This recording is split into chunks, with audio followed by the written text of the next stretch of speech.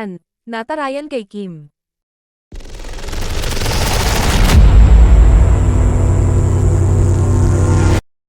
May bagong post si Kim Chu sa kanyang Instagram account. Aniya sa uploaded photo, all in capital letters, one day or day one. You decide. Si Ann Curtis ang agad na nag-react sa pinost ni at Chanita Princess.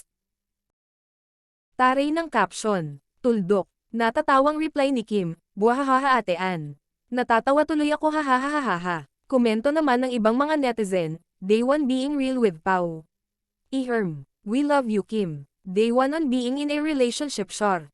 We love you Kimi. Dun ako sa day one of being together #Kim Pao. One day we will see a healed Kimi. I support your happiness. You may lost somebody but hey, you gain people and I am of those who have learned to love you for your pain.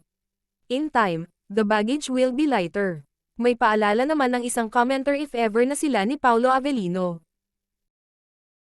I am so rooting for Kim Pao love team. Please ever may chance lang get to know Paolo Avellino.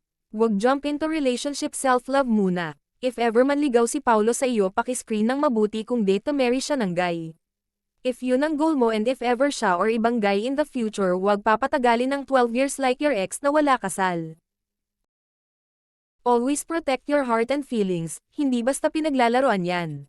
You are too precious Kimi to go to heartbreak, level up mo ang guy standard mo kung kailangan mo test the guy, do it. Never ever accept any of your exes back, because ex or exit out of your life. The decision between one day and day one is in your hands at Chanita Princess. What will you choose? Whatever your decisions may be we will support and love you all the way.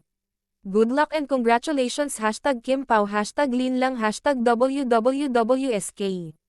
Cute na mata Ray ang Inday Kimi.